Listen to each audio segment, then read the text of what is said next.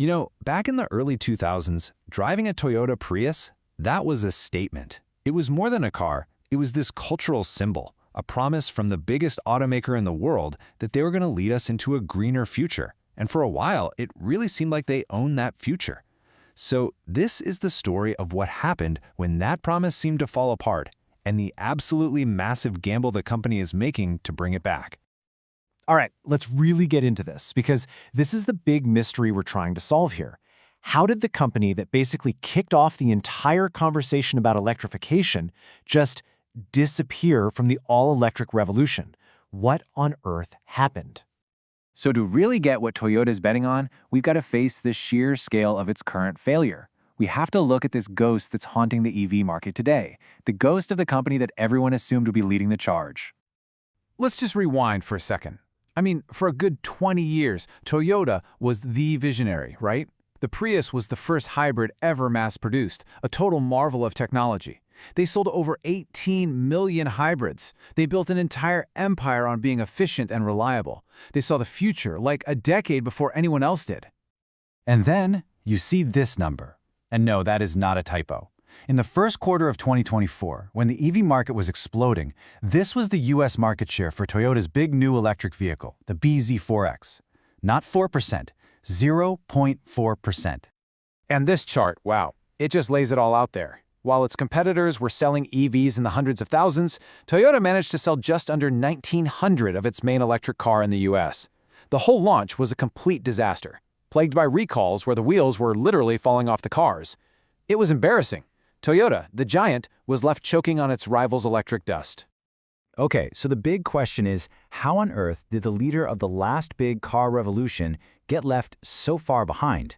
Well, if you ask Toyota, the official story is that this wasn't some mistake. Oh no, this was a choice, a strategy they defended right from the very top. And you really have to look at the man behind this quote, Akio Toyoda. He's the former CEO, heir to the whole founding dynasty, and he was a huge skeptic of going all electric. He argued the charging infrastructure wasn't there, the tech wasn't ready, and the customers wanted choices. And that way of thinking became Toyota's official line. So, that thinking, that philosophy, it basically built a fortress around their existing business. They pushed this multi-pathway idea, which, surprise, surprise, just so happened to favor their incredibly profitable hybrids and SUVs. I mean, why would you risk it all on low-margin EVs when people are lining up to buy Tacomas and 4Runners? And here's the kicker. They also lobbied governments against pushing for EVs too quickly. It's like their greatest strength. The hybrid had become their biggest weakness. But that's just the story they tell you.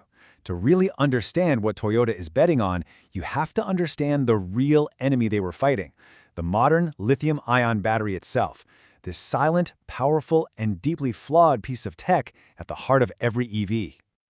Think about it. Every single EV out there is powered by a battery that's packed with a super flammable liquid electrolyte. It's basically a chemical cousin to gasoline, but it's sealed up tight in a metal box.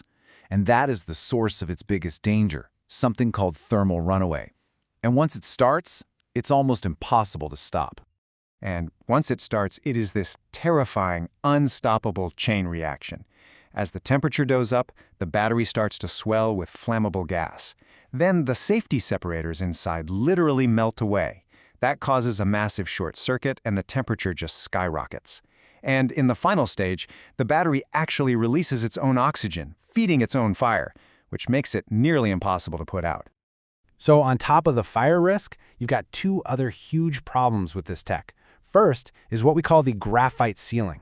The graphite anode in the battery can only hold so much juice, so if you want more range, you just have to add more and more heavy, expensive batteries. That's your range anxiety right there. Second is the dendrite menace. Fast charging can actually cause these sharp metallic needles to grow inside the battery, and if they pierce that separator, well, you get that thermal runaway we just talked about. So this whole messed up chemistry, that is what Toyota has been secretly working to completely overthrow. They weren't betting their future on a slightly better version of today's batteries. They were betting on the so-called holy grail of energy storage. And the idea behind a solid-state battery is actually super simple, but it changes everything.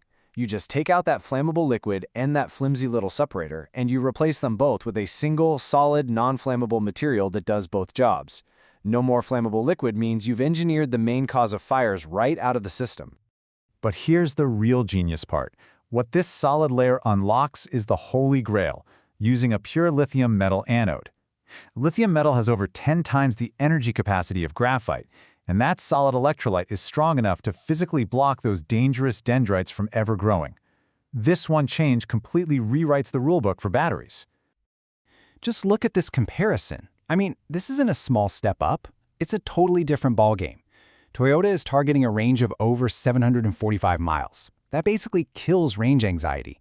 A charge time of just 10 minutes, a fire risk that's pretty much gone, and a lifespan that could actually outlast the car itself. This isn't just a better battery, it's a whole new category of storing energy. So here is the big twist in the story. While everyone was laughing at Toyota's empty EV showrooms and calling them a dinosaur, something else was going on behind the scenes. Their hesitation wasn't a failure. It was a strategy, a kind of corporate rope-a-dope. And if you want proof, look no further than the patents. This chart says it all. This shows granted patents for solid-state batteries. Toyota has over 1,300 of them.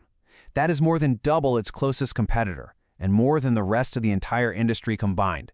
They've built an intellectual property fortress. You see, this was never a reaction to Tesla. This was a patient plan that's been in motion for decades. Their battery research lab goes all the way back to 1939. The whole Prius era wasn't a detour, it was their training ground. They officially started their solid-state research way back in 2010 and were already testing a prototype car on the road by 2020. This is a silent giant moving pieces on a very big chessboard. And here's the really clever part. Those thousands of patents, they're not just about the science. A huge number of them are about how to build these things at scale. Toyota hasn't just been trying to invent a better battery. They've been systematically figuring out how to mass produce it. And Toyota knew they couldn't pull this off alone, so they started putting the final pieces of the puzzle in place. They created a joint venture with Panasonic, who are masters at high-volume battery manufacturing, and they partnered with the petrochemical giant Idemitsu Kosan to lock down the supply chain for the most critical piece of all, the solid electrolyte itself. And that brings us right back to where we started. While all its rivals were fighting a messy, expensive war over the first generation of EVs, Toyota just took the criticism, stayed quiet, and built an arsenal to win the second generation. They've let everyone else build out the market, betting they can just swoop in at the right moment with a vastly superior technology and take over. So, was this a stroke of absolute genius, or have they waited too long and given up too much ground in a race they can no longer win? That is the multi-billion-dollar question.